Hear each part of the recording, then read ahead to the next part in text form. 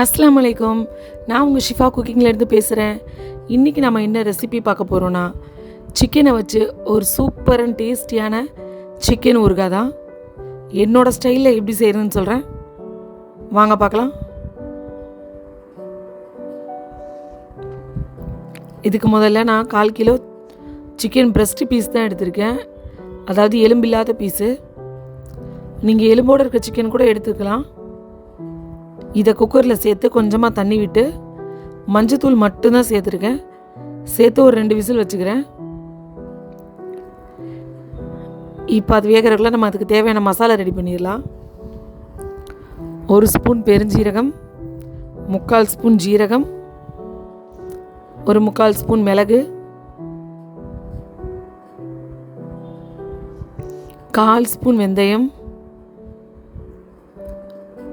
1 spoon கடுகு, 1 spoon கடலைப்பருப்பு, அதுக்கப்புறம் ஒரு சின்னதாக 1 பீஸ் அளவுக்கு பட்டை, 2 ஏலக்காய், ஒரு 4 கிராம்பு.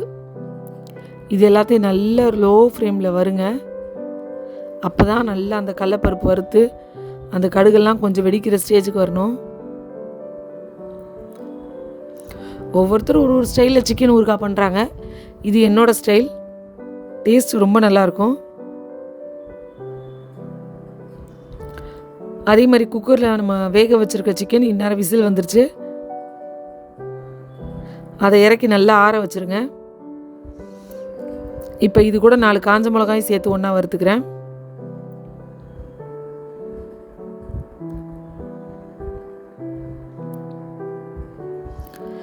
சிக்கன் நல்லா ஆறுனதுக்கப்புறம் அதை நல்லா ஒரு தூளாக பிச்சு வச்சுக்கோங்க.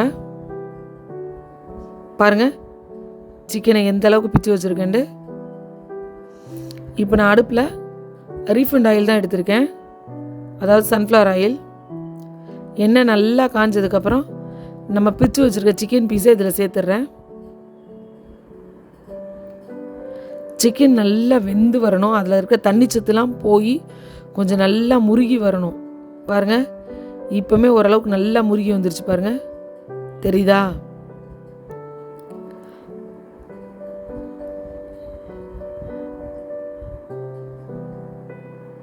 சிக்கன் நல்லா முருகி வந்ததுக்கப்புறம் இதில் ஒரு 2 ஸ்பூன் இஞ்சி பூண்டு பேஸ்ட்டு சேர்க்குறேன்.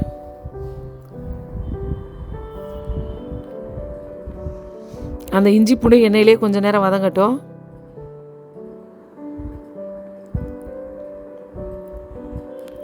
நீங்கள் சிக்கன் எலும்போடு சேர்த்து குக்கரில் வேக வச்சாலும் இந்த மாதிரி சிக்கனை பிச்சு எலும்பு இல்லாமல் எடுத்துக்கலாம். எப்படி நம்ம பிச்சு தானே போட போகிறோம், அப்போ நல்லா பீஸாக பிச்சு எடுத்துகிட்டு ஊறுகாய்க்கு சேர்த்துக்கலாம்.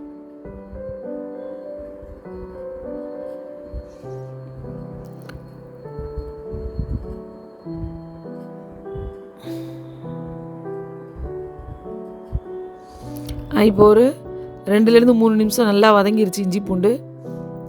இதில் நான் வந்து ஒரு ஸ்பூன் மிளகாத்தூளும், இது வரைக்கும் நான் சிக்கன் வேக வைக்கும் போது கூட உப்பு சேர்க்கலை, அதனால் இப்போ நான் உப்பு சேர்த்துக்கிறேன். மிளகாத்தூள் வந்து பார்த்து சேருங்க, ஏன்னா அதில் நம்ம காஞ்ச மிளகாயும் சேர்த்துருக்கோம், காரத்துக்கு மிளகும் சேர்த்துருக்கோம். இப்போ நம்ம வறுத்து பொடி பண்ணி வச்சோம் இல்லையா, அந்த மசாலாவையும் நான் இது கூட சேர்த்துட்றேன். அடுப்பு லோ ஃப்ளேமில் வச்சு நல்லா கிண்டி விடுங்க. உங்களுக்கு ரொம்ப காரமாக இருக்கும்னு தோணுச்சுன்னா நீங்கள் காஷ்மீர் மிளகாத்தூள் கூட சேர்த்துக்கலாம். அது வந்து காரம் இருக்காது, நல்லா உங்களுக்கு கலர் கொடுக்கும்.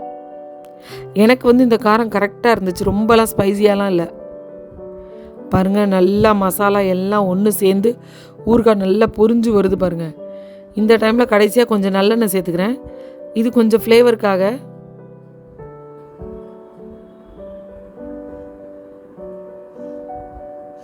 உங்களுக்கு பார்த்தாலே தெரியும் நல்லா மசாலாலாம் இப்போ வெந்து வந்துருச்சு. ஒரு 10 நிமிஷம் அப்படியே லோ ஃப்ளேம்லேயே வச்சு கிண்டிகிட்டே இருங்க. நல்லா மசாலா வெந்து இந்த மாதிரி மேலே பொரிஞ்சு வரும். ஃபைனல் ஸ்டேஜாக ஒரு பெரிய சைஸ் எலுமிச்சம்பழத்தை புழிஞ்சு இதில் சேர்த்துருக்கேன். நீங்கள் சின்னதாக இருந்தால் 2 சேர்த்துக்கோங்க. எலுமிச்சம்பழம் சேர்த்ததுக்கப்புறம் ஒரு செகண்ட் அடுப்பில் வச்சுருந்தா போதும். நல்லா ஒரு கிண்டிட்டு 1 செகண்டில் அடுப்பு ஆஃப் பண்ணிடலாம். பாருங்கள், நல்லா கிண்டி விட்டுட்டு அவ்வளோதான், நான் அடுப்பு ஆஃப் பண்ணி வச்சிடுறேன். ஒரு சூப்பர் அண்ட் டேஸ்டியான சிக்கன் ஊறுகாய் ரெடி ஆகிடுச்சு. இதை நீங்கள் கண்ணாடி பாட்டிலில் ஸ்டோர் பண்ணி வச்சுக்கிடலாம், ஸ்டோர் பண்ணி வச்சு சாப்பிட்லாம். இதை வந்து நீங்கள் சைடிஷாகவும் சாப்பிட்லாம், சாப்பாட்டிலே போட்டு பிசைஞ்சும் சாப்பிட்லாம். டேஸ்ட்டு சூப்பராக இருக்கும். ஆனால் அந்த சிக்கன் வந்து உங்களுக்கு ஹார்டாக இருக்க மாதிரி இருக்கும். நீங்கள் ஊறுகான்னு பண்ணும்போது சிக்கனை வந்து அந்த மாதிரி நல்லா ட்ரை ரோஸ்ட் பண்ணினா தான் ஊறுகாய் கெட்டு போகாமல் இருக்கும். இப்போ நான் சாப்பிட்டு பார்க்க போகிறேன். டேஸ்ட்டு சூப்பராக இருக்குது. நீங்களும் ட்ரை பண்ணி பாருங்கள். சூப்பர். சப்ஸ்கிரைப் பண்ணுங்க. தேங்க்யூ.